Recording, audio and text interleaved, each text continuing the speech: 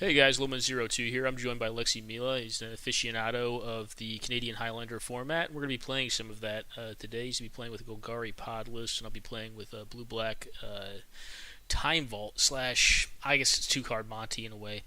And this hand's very marginal, but I'm going to keep it. And your go, partner. Yeah, it was in the tank. Oh, no problems, man. Take all the time you need. It's kind of late on my end, so hopefully my play is not sloppy. But it may be. That's alright, though. Alright, let's see what's going on over there. You know what? I'm not going to pay the iron price.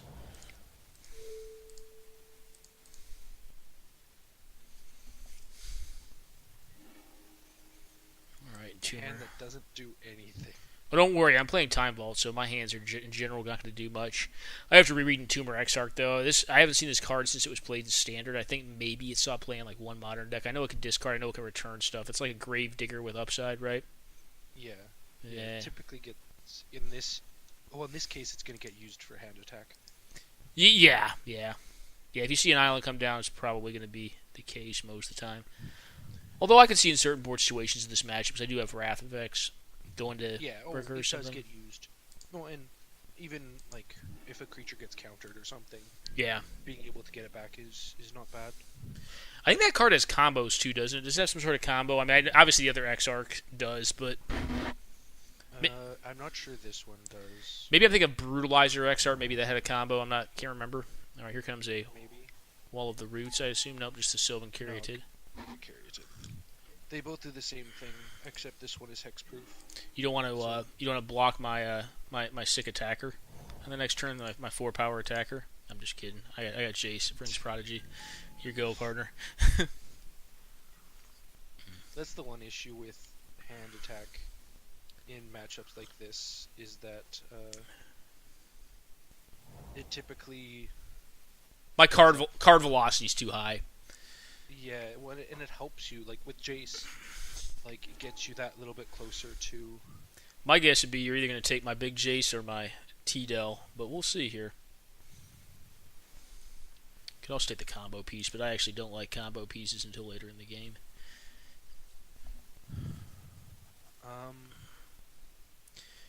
I think it's pretty close between the two. Now, if I didn't have an onboard creature that I don't want to kill next turn, I'd probably say take T-Del, but I don't know. Yeah, this is a tough one because, I mean, I'm not going to pop T-Del next turn, right? The chances of me doing that are pretty low. I mean, especially over a 2, basically what amounts to a 2/2 after it's had its come into play effect. Yeah, the thing you're also not going to hit though. You're not going to drop Mind Sculptor next turn because you don't have the mana. No, so it's like I have to be playing like a Mox or something in order to do that. Which so I think I'm not playing a Mox in a TV deck though. yeah, the Jace is the way to go here. Yeah, it's more powerful. Yeah, and I mean I can survive like. In this matchup, I'm playing the aggro basically. Like, well, so if you deluge for 3 to kill my Caryatid, then like you have Recurring Nightmare too. I think it's fine. I'm gonna bottom. I think both these. Yeah, not a fan. Okie doke. I think I'm gonna Jace here. Like you were saying, I'm not really the aggro, so I probably don't need this. Tap lands, well, they are obviously in a dubious spot in any format where speed is required. You get some good value out of man lands, but this is essentially legacy speed, I would say, most of the time. the only issue with that is that I drew this. That's fine. I actually drew another land, so it's not a really big deal to me. I don't mind trading my mana base. Yeah. And then I want to do this. I don't think you can kill my duder. No, I'll just sit there with Leovold, so you can't get as you have to do it end of turn at least. Yeah. Or do it on my turn. Well, or I could just pitch a card, right? I could do that. Yeah, you could just use it as discard. That's true. I mean, it'll flip here, anyways, right? So. Yep. And I think, honestly, I'm probably okay with that.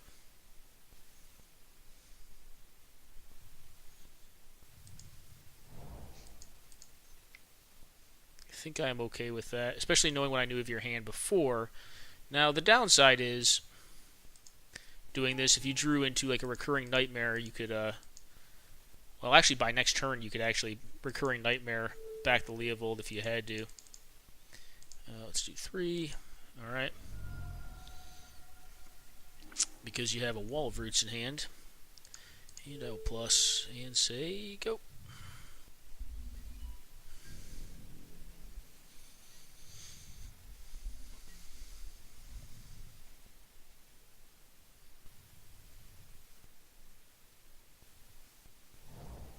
Suppose you could also attack with Hissing Quagmire as well. Seems to take up a lot of time, though. Yeah, I don't know how worth that is. I don't. So Yeah, just jam that and sit here. I think it's probably too much of an expense of time, to be honest. I mean, the only thing is that I have no gas in hand, so it's like playing Wall of Roots out on an empty board doesn't do all that much. It gives you more equity in your draw steps if you're playing higher CMC creature cards like Primeval Titan and like Frost Titan, or Frost Titan. I'm sorry, Grave Titan. Yeah, I'm but gonna bottom that. yeah, it hits me that 5, but it doesn't. It doesn't do all that much here.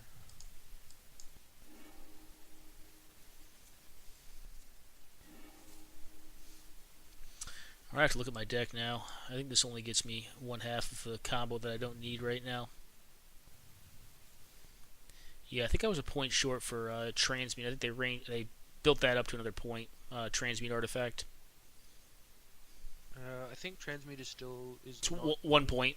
Oh, it's not point anymore? I think it's 1 point. Yeah, well, I looked at it. Maybe the list has changed again. You're more in tune with it. I live in America. I don't play this format excepting digitally. So yeah, Transmute is 1. Yeah, you're right. Transmute is 1. Time Vault is 6. Yeah. No, the list didn't have enough room for it. I don't think. This is an interesting pickup. If I go with a combo piece, I can go for the value line. Well.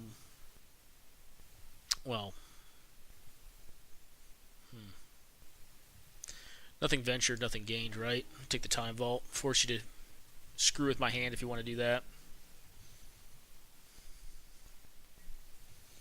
And it gives me outs to a couple extra draws.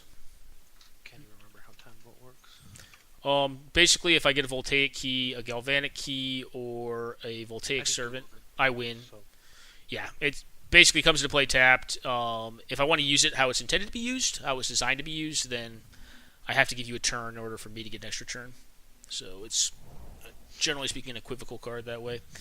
Now, I actually consider getting Daze, because if you do have like a 6-drop you ripped into here, that'd be pretty savage. That'd be a board issue. Although, if you had a 6, that'd actually allow me to just go for a T-Del next turn, right? My Jace.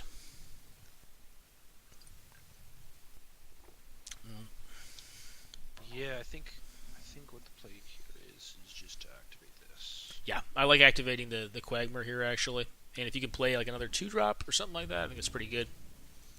And now, question is, I think this goes after Jace. Yeah, I don't disagree with you. You don't want to give me an extra spell off of it. Yeah. I already got. I mean, it would have to kill it, but it's not. You'd have to kill your own Jace to get the spell off, but. Correct, but I don't mind at that point. I honestly, I'm not that attached to my Planeswalker, so I'm getting card advantage off of them. I'll tend to burn through them. Alrighty, it's your go at it, man.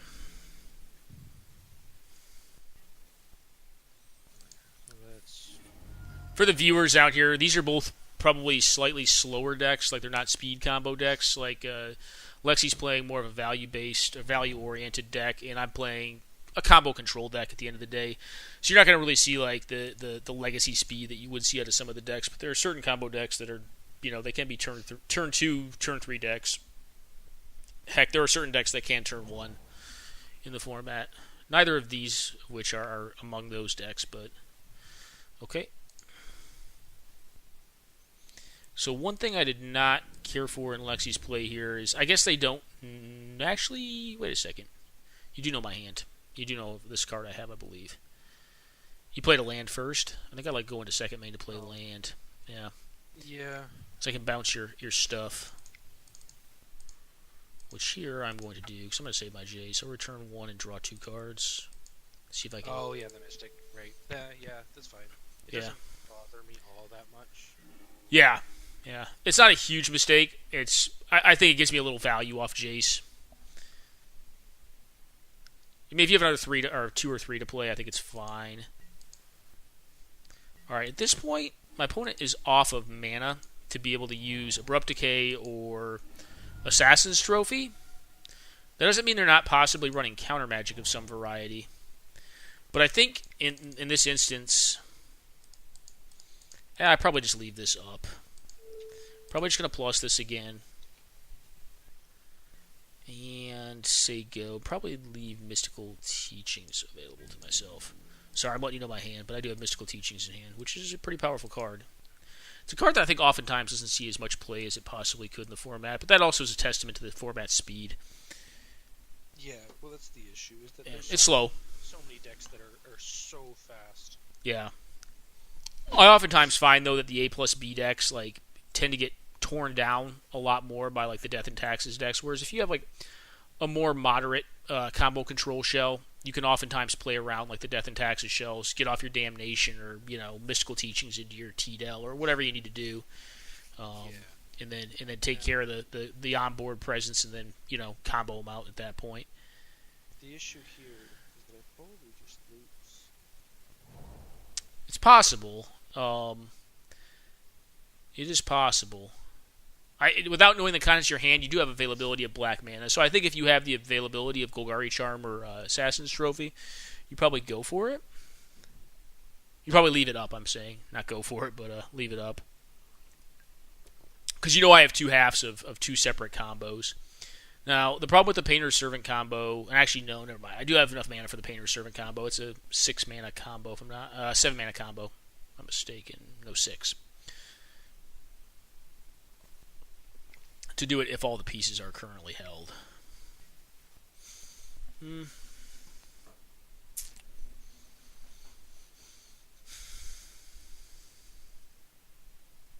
Alright, well.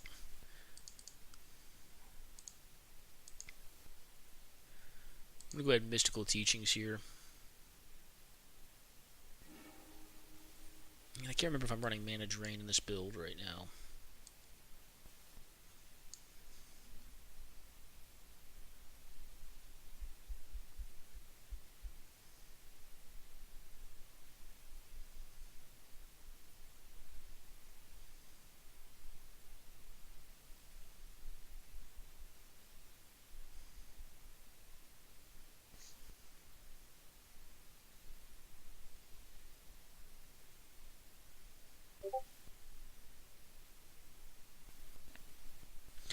Alright, well, I'm just going to do this, I think. Get a Mana Drain.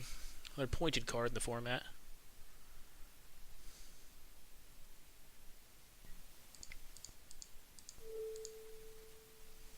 And go ahead and Mana Drain the Garruk.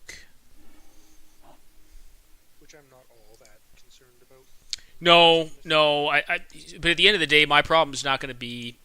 So, if you do end up having one of the pieces that you need in order to stop me, it's going to be more so about my mana on my turn and my ability to protect what I'm trying to get going on here.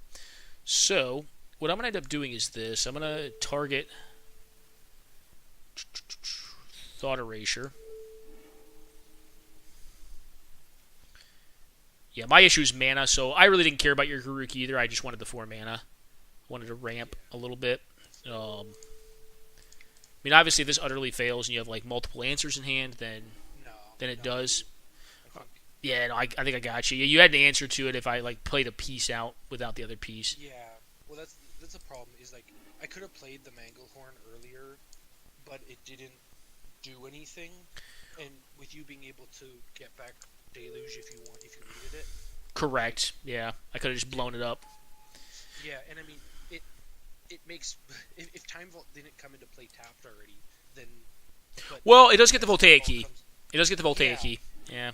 But the thing is that you have answers to that too, right? Like, I do, but so the issue would become then, and like I still think maybe there's some equity in doing it, and here's why.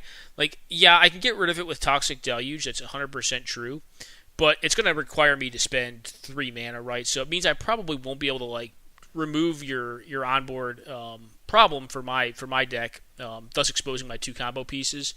But it means I probably won't be able to do that. Plus, I have the Voltaic. Plus, go into getting them both on board with the required mana. Now, Mana Drain made that possible. That's kind of why I took that line, because I was like, yeah, it makes sense to play against like the 1 to 2 outers that you probably could have. Which actually, both of the outers that I was thinking of were 2 cards that have the same converted mana cost as Golgari Charm there, which is very cool tech. I like that. I don't know if you see a ton of it in Highland, in Canadian Highlander or not. I used to play a ton of it in Hunter card. I'm a big fan of it. I like multimodal cards like that, the charms. no, I definitely like it. Yeah, no, being able to deal with like Blood Moon for kind of free, being able to deal with like tokens, or being able to deal with a Wrath, like a Day of Judgment. All right, well, I'll be curious to see what you take here. You could take combo piece, you could take interaction.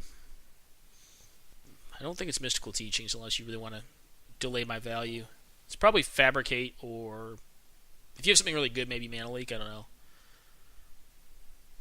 I don't think it's Baral, though. I think I'd take Counter Magic for Baral, because I'm not really getting value off Baral until I have Counter Magic. So, I think it really depends on your hand. Okay. The Fabricate here.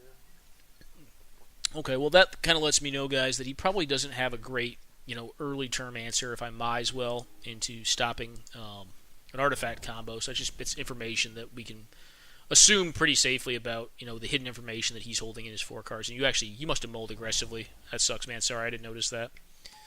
All right, an elf. Yep. I'm just gonna do this and say go. Now here, I mean, there's an argument to trying to play out Baral here, but Lexi's deck is more mid-rangey, and Planeswalkers are pretty dangerous at 4. At 3, there's obviously like Liliana the Veil, but like there's not many at 3 that I generally am afraid of other than Liliana. And the probability of having exactly Liliana is pretty low, but the probability of having a 4-drop Planeswalker or Birthing Pod is a lot higher, so I want to at a minimum leave up my my Mana Leak, or force him to use something along the lines of like Collective Brutality or him to have to deal with my hand. Alrighty. In one way you can play around this by playing a couple dorks out and then attacking me and forcing me to possibly overextend. Alright, there is a Strip Mine. That's probably going to get one of my islands. No? Okay. Well, that means I still cannot leave up interaction on his following turn, because if I play Baral out and try to play another land out, I won't have that land available, that untapped land available around the Strip Mine. But it could be that Lexi's hand is just kind of like a big mana, go nowhere at the moment hand. It's hard telling. That could have been why he took the Fabricate, because he was afraid that he may not be able to close the game quickly.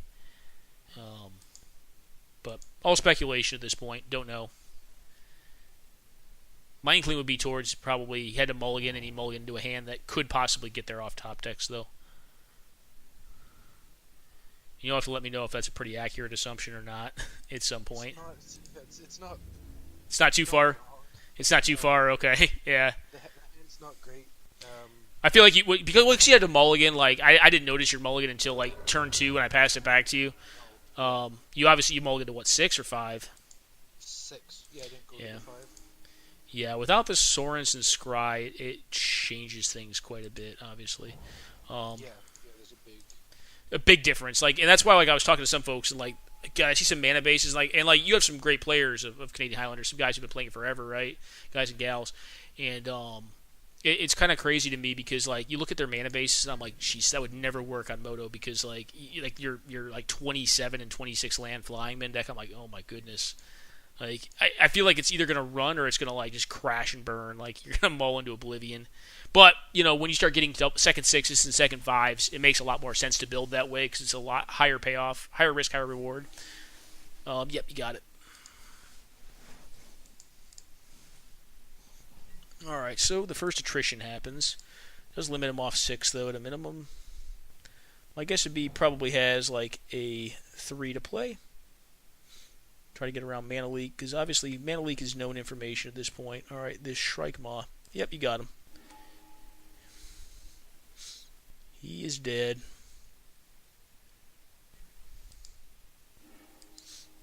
Alrighty.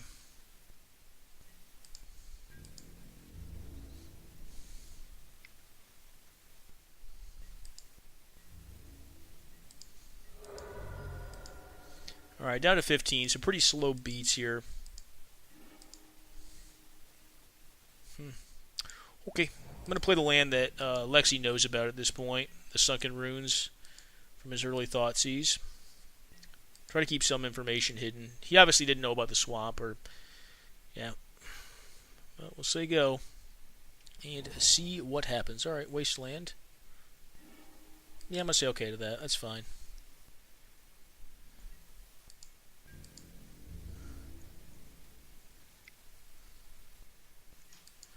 Alrighty.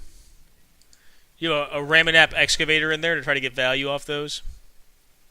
That would be the one thing, but the problem is that, like, besides that and fetch lands, that's all it's hitting, and so it's not.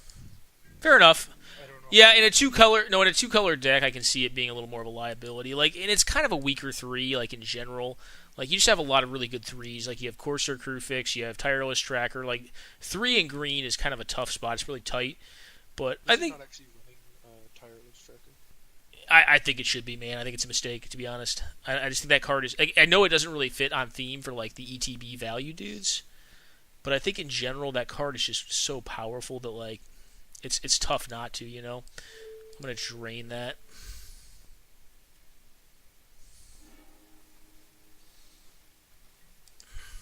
I think it's tough not to. Just because, like, it's so much value, right? Like, it's like a card engine that also wins the game for you. You know, it's like it's a Jaime Tome that beats down. I mean, maybe it needs to be, but it's... Yeah, I'm not sure. Yeah, I'm not saying you're wrong. I mean, like, I didn't build a list. I haven't spent a ton of time looking at it. But I just think it's just very, very powerful, right? All right. Well, I don't disagree with it. I'm gonna get this right here. I think just get a dig through time and say go.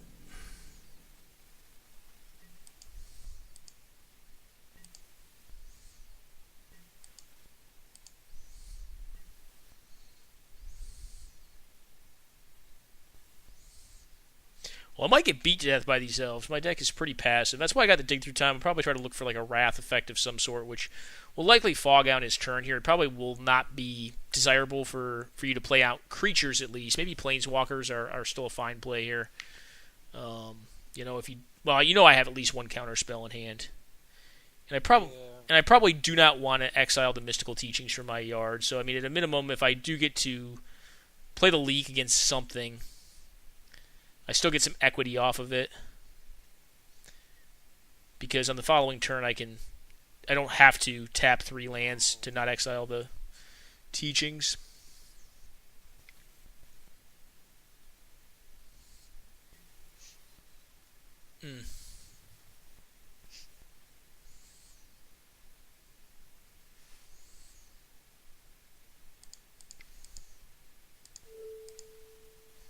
Alright, I'll mana leak that and force you to tap down your dudes.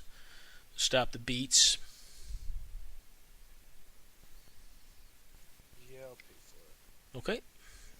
Get that one point of sick damage in. Okay, it's been paid for. I don't think this card is getting much better, so I'm going to 2-for-1 myself on Green Sun Zenith to also build up my yard a little bit for this dig through time. I'm playing Snapcaster, and actually I'd also kind of like to keep the Fabricate, I think. I could keep the Drain too. All right. It's definitely a good counter there, because the play was to grab Scoons. Yeah, I didn't really want to see Scoos. I mean, I do have the Academy runes down. But it can just hit the mystical teachings and hit your correct. spells away. Yep, correct. Now I'm not sure if I want to get rid of Fabricate or not. I think I risk it here. I mean, I've got Dig Through Time in here as well, and my graveyard is going to tend to be pretty transient in nature. I tend to build it up fast and then use it up. In most of these blue decks, you tend to see that, especially if you're using pointed cards that like Dig Through Time. And just the card velocity of blue decks is really high. You see in Legacy, any Eternal format, really. Okie doke. Well, it's got a few things going on. What I'm going to do is take this. Well, take this. And take this fellow right here. And I'm going to say go.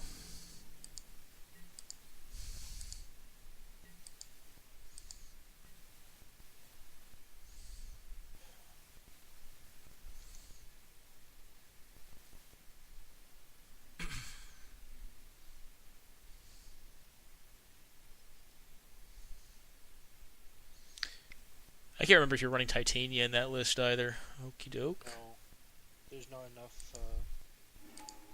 graveyard shenanigans to. Okay. Land shenanigans to deal with it. Yeah.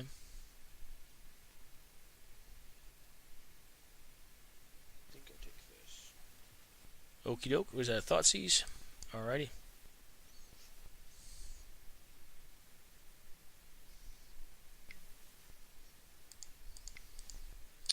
I'm going to say no thank you to that and let you attack.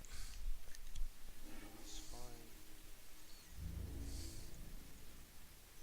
This is playing out like kind of the hope that the last match we did. Yeah. That the goal is just to jam enough high value cards that eventually I win through even through counter magic. No, and honestly, this draw has not been anything exceptional, so you may. Yeah, okay. Alright, go ahead. You very well may. You're down to one card. I don't know what that one card is. Alrighty.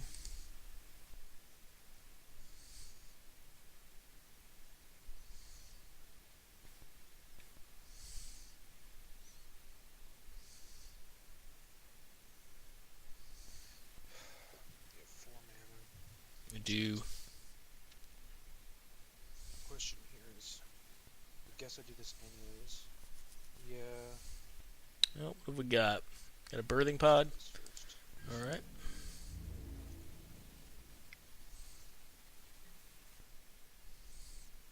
Okay, we got a Primeval Titan then, more than likely. Alright, I'll take the 2.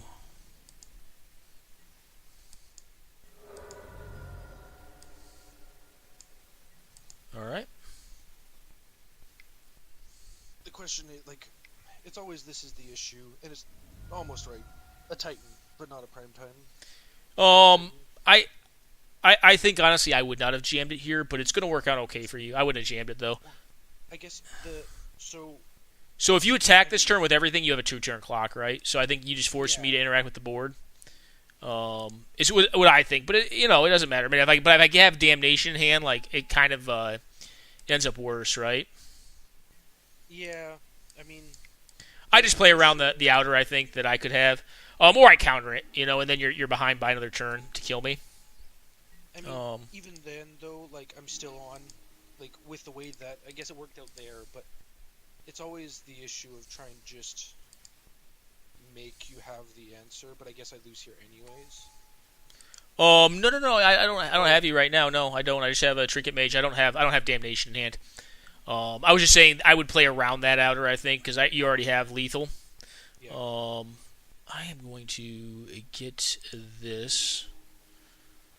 I'm going to play this.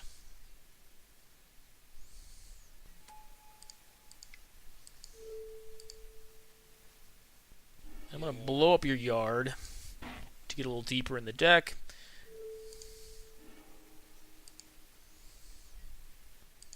Alrighty. Well, here you go, man. And now I pretty specifically have to Mise, but as the board stands right now, you can do what to me? 4 plus 2, 6. I can't pop my fetch land, but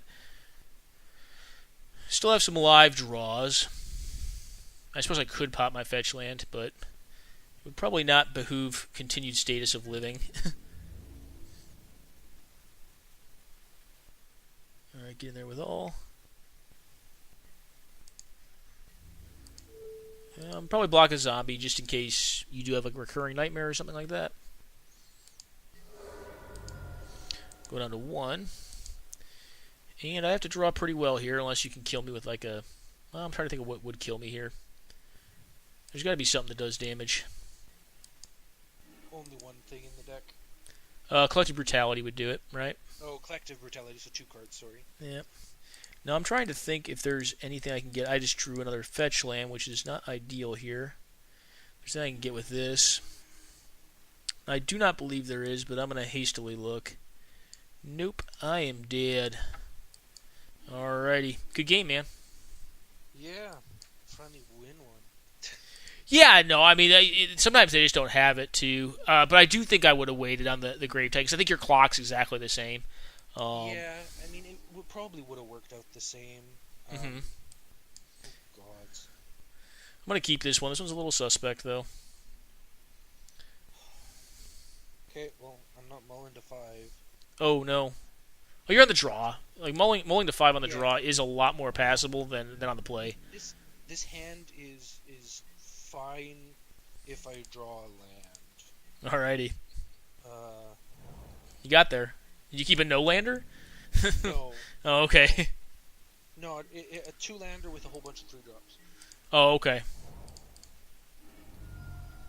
Yeah, I might as well do this now. Okie doke.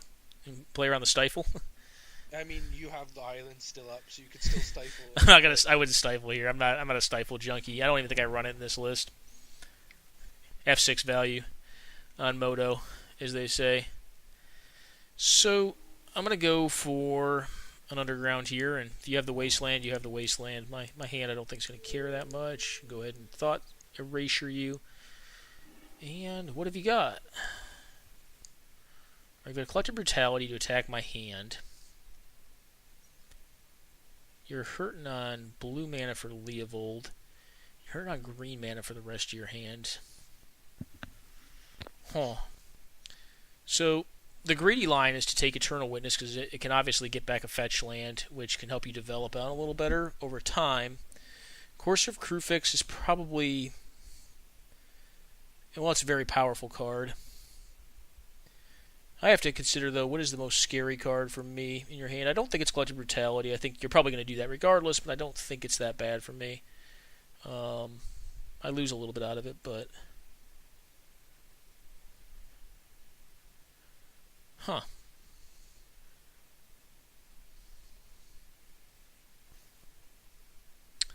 Shockingly enough, I think it's Leovold here. I'm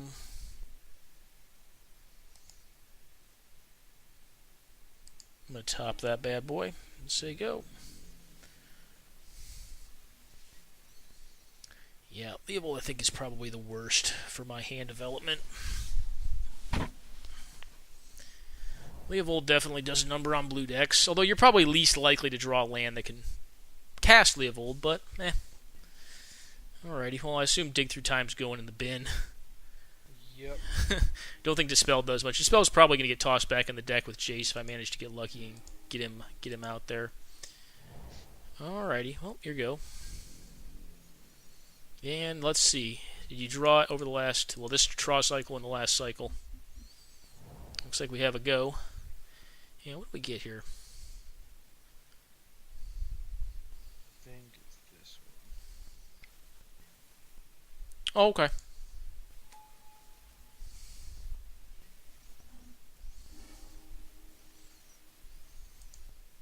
one. And we got Genesis. Yeah, Genesis is not really one you generally want to cast. It's a lot better in your yard, though.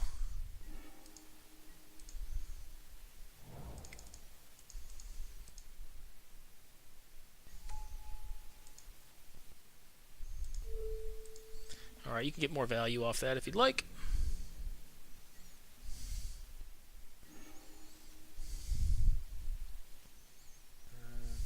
How do I say no to this? You have to choose a card. It can be Genesis or Leovold. Then you just say no after you choose it.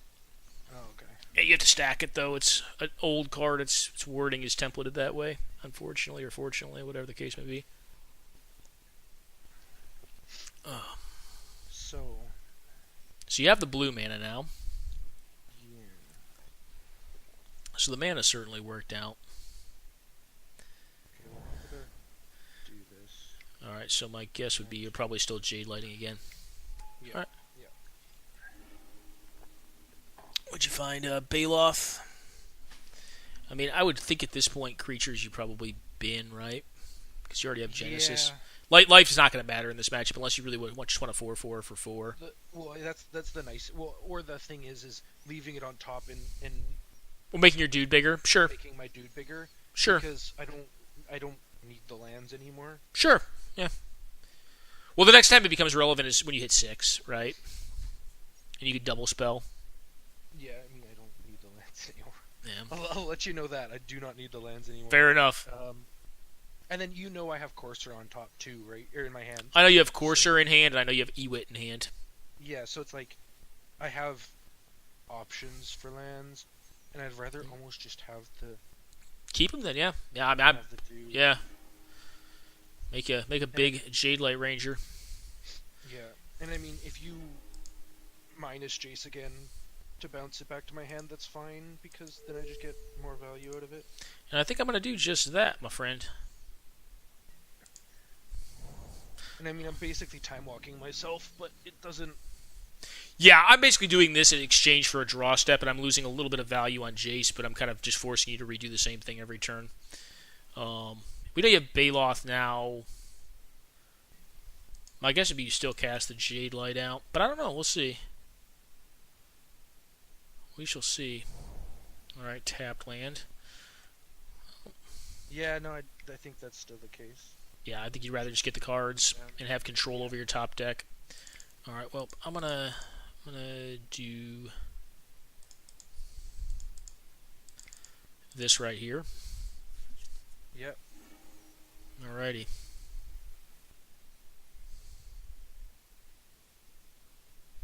Oh gods. What do I care about here? So this I'm not sure I care about. Ancestral Vision is probably too slow. Yeah.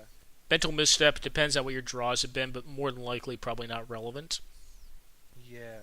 And I'm thinking Island's also probably one of the less relevant cards. Compulsive Research and Dark Petition I think are the most dangerous cards for you. Dark Petition, obviously, I don't have the onboard ability to cast.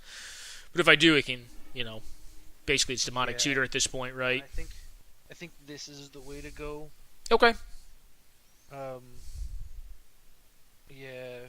I mean, I guess, or do I? No, because I guess the Leovold is an option. Yep. Still, right? Like Yep. next turn, Genesis sit back and cast it, Mm-hmm. Which makes Compulsive Research and Ancestral basically useless. Yeah, Vision's too slow. I mean, if you want to stop Vision with Leovold, you're going to stop it. And, I don't think I'm planning on against the cards I know you have in hand. I'm not planning on trying to take Ancestral the game to that length of time. I'm trying to, either find a way to kill your board or end the game before then. I'm gonna take that spile then. Yeah. All right, and you get the Jade Light down. That is cool. One cool thing about Mental Misstep is it probably stops the broadest range of discard capabilities that you likely have in your list. All right, Scoo's a good one. All right, 4/3. Yep. Sir.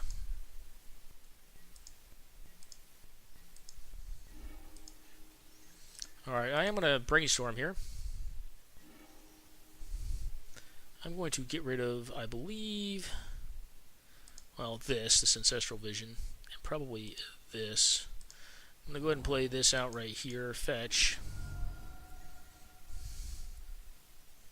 Find a Sunken Hollow, I suppose.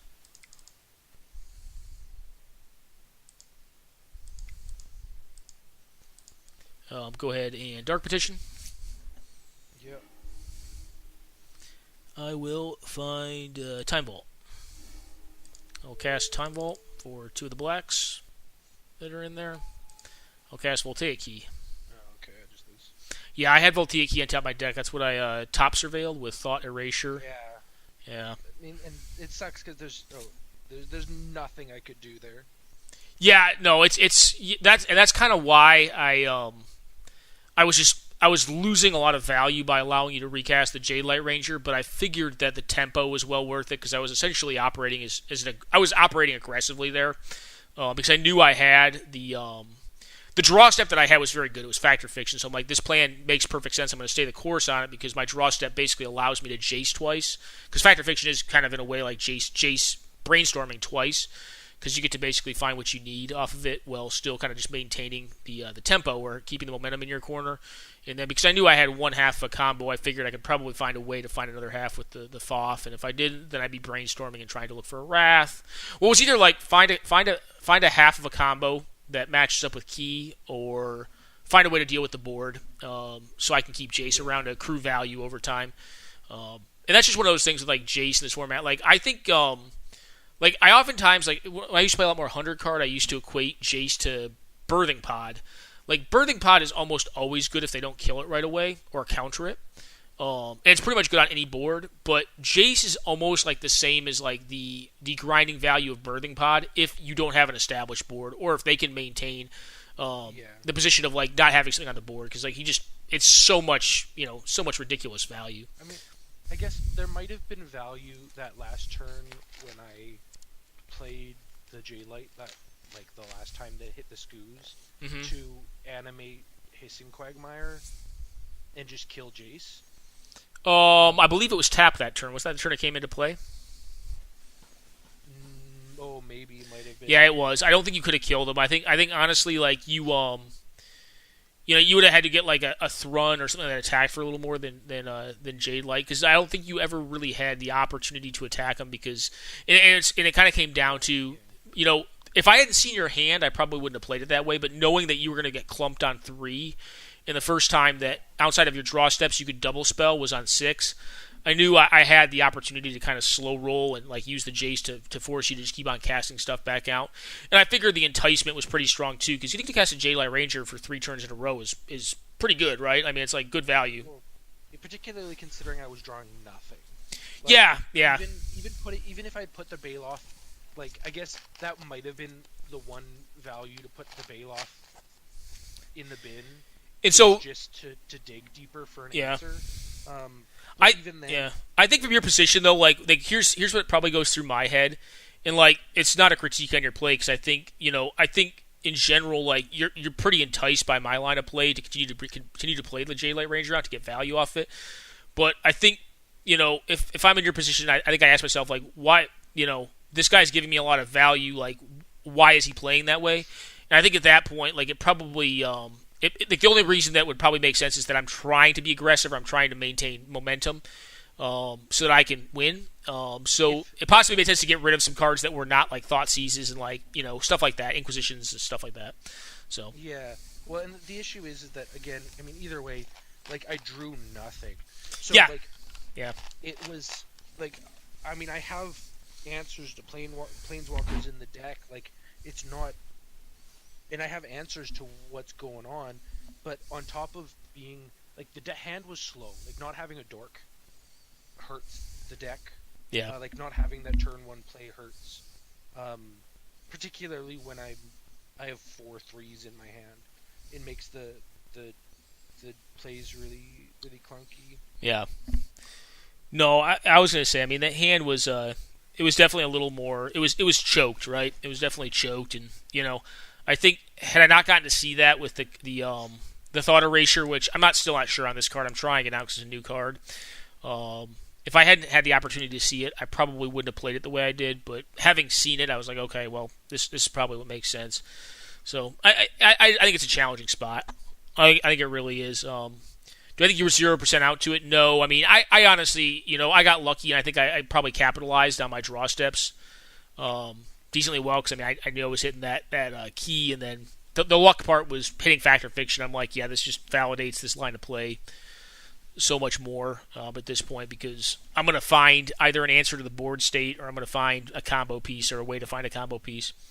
But anyways, man, I definitely appreciated the game, man. I hope that one was better than the Blue-White Miracles.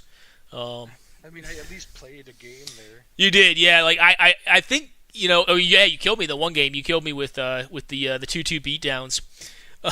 um, Yeah. I honestly think that's like kind of like how that matchup's going to tend to play out. Like, I think you really want to just be aggressive and like put me under a clock and like force me to answer the board. Because the thing is, like at the end of the day, even if your board gets blown out, like that's one turn that I'm not trying to win the game. I'm trying to like not lose the game. And Yeah. I think it's all about There- momentum. There's the whole thing about also like in a matchup like that. There's also, and you can't do it in on Magic Online as much, is hard mulliganing for an answer, like Yeah, like value going, mulliganing. yeah, where because in Magic Online there is no source in Mulligan. Well, there Not is. having that, well, There is, but it's only in multiplayer. So there's not. Yeah, they do have it in multiplayer though.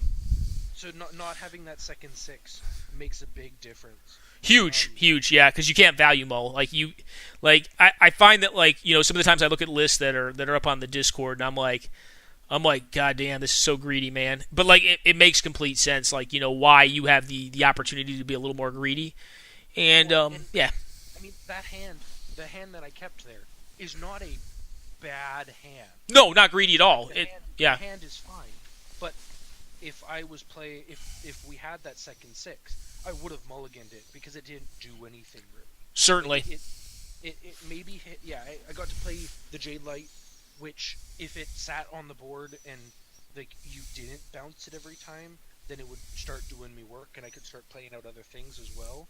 But like knowing the matchup that I was on, I would have probably mulliganed harder for an Assassin's Trophy or Abrupt Decay or a Maelstrom Pulse or something. More, Like more or more hand disruption. Yeah, yeah, something that can actually deal with what I'm against.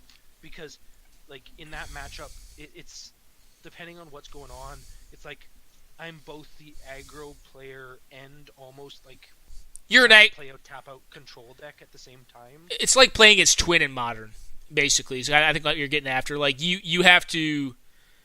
You're playing an aggro control role. I mean, you're still a mid-range deck, but like you need to be leery of my ability to win just out of nowhere, like by the unfair method the deck has.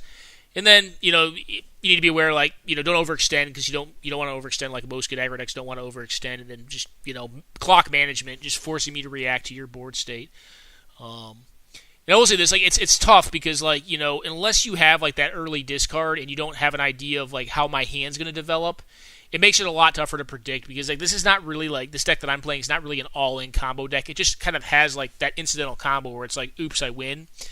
And then it just plays a ton of counter magic and board control and like a couple planeswalkers. But really, at the end of the day, I mean, the combo is kind of just ancillary. I mean, it's got supporting pieces, but it's fairly ancillary to just the deck's primary plan, which is control until you can finally do that.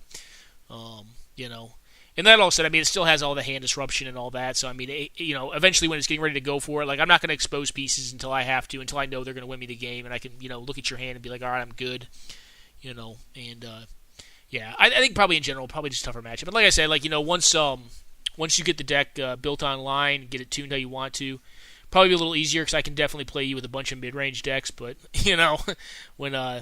yeah, when I'm loaning you the deck, it's tougher with it's tougher to play like the green X like mid range decks, which are probably just like a better matchup, and I think they're actually a good matchup for your style of deck because oftentimes like that style of deck will be really good against like 4-color blood and stuff like that because it's kind of got some of those over the top combos in it.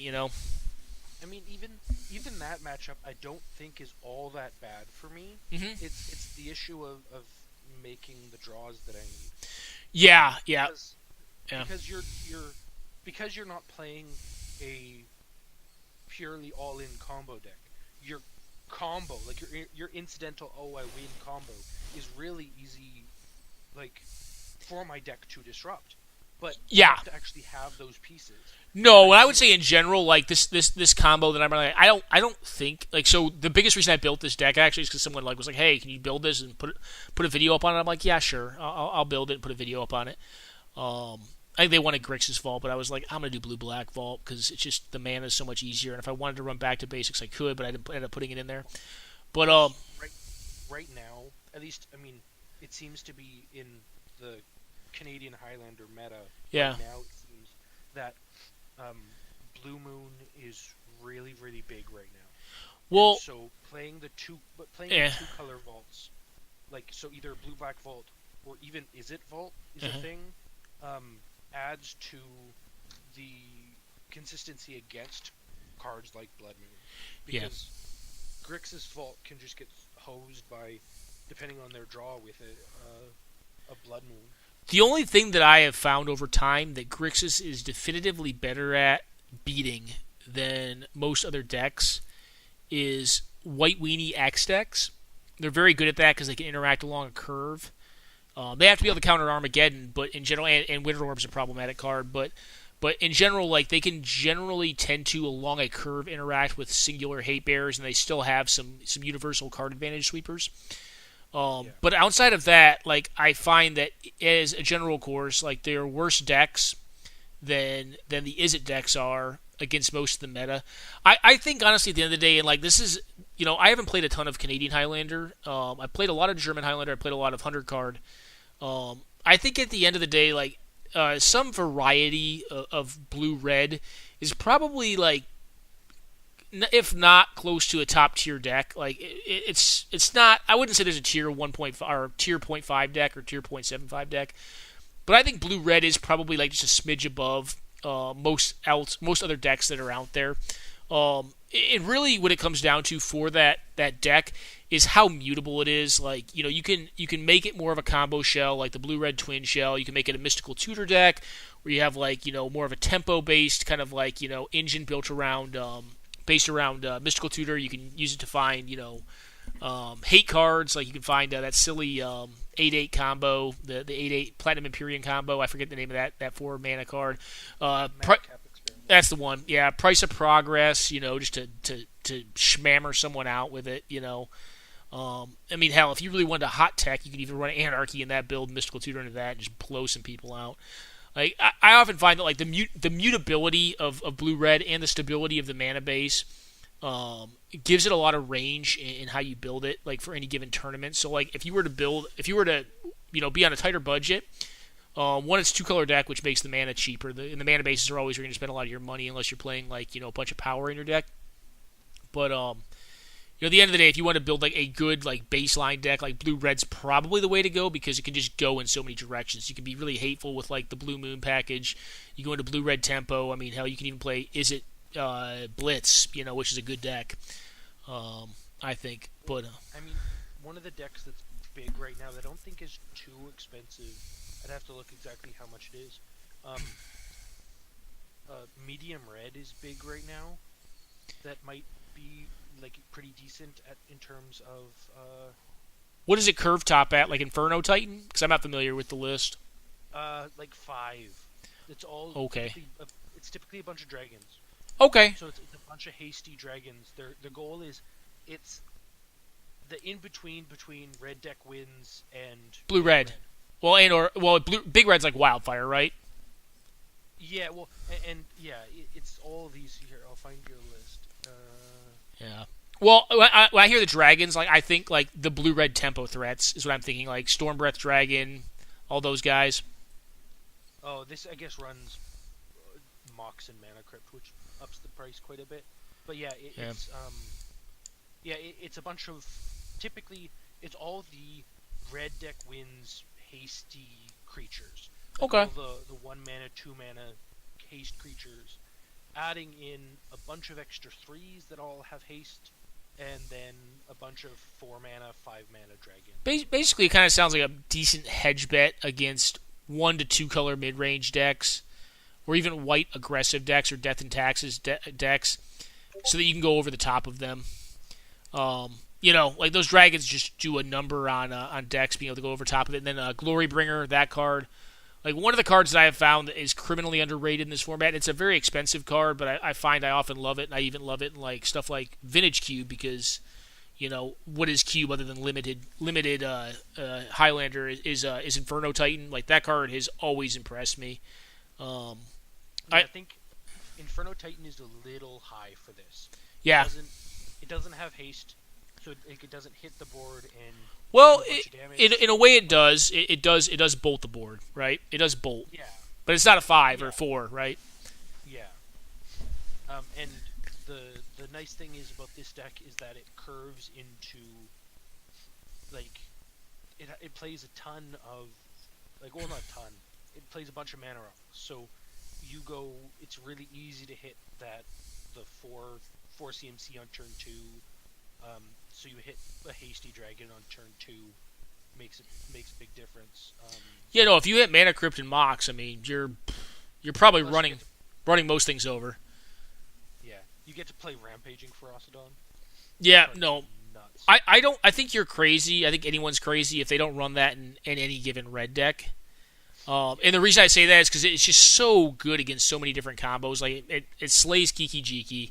Like Kiki Pod's been a thing for a while. Like it does a number. Like even in mid range mirrors, like if they can't gain life with their silly Thrag Tusks, their obstinate Baloths, their Kitchen Finks, like you're getting so much value. Plus it has Menace, which is just ridiculous. Like Menace is so great. Like any evasion, on a green or on a red creature is just stellar, right? I mean, because you don't often get that. Like it's like they've started putting first strike on some red creatures, and it's just nuts. Like that 2/1, the first striker. That what do they call him? They call him Slapcaster. I think it's the kids call him now.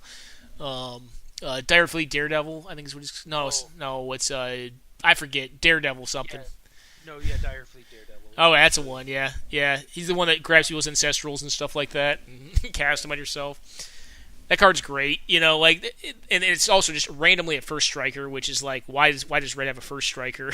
Yeah, it's just a random piker that happens to have first strike too, like. And that's huge. That's huge. Like in my opinion, that's so big. Like first strike is so massive, especially when you start adding burn into the mix. Like you first strike on their Courser or Crew Fix, then you throw a shock at it or whatever, and like just blow it out of the way for only one card. Whereas it's generally going to be templated in the green deck against 2 burn cards against the red deck. Unless they're like losing some equity with face burn by running Flame Slash and stuff like that, or like Dismember. But So anyways, man, I definitely enjoyed the games, brother. I think we'll go ahead and cut it there. We've been BSing for a while. I enjoyed it, man. Hopefully you did as well. And we can get some games in here in the future, man. Yeah, I'm busy tomorrow though. All right, man. Yeah, whenever. Hit me up, all right, brother? Yeah, for sure. All right, man. Take it easy now.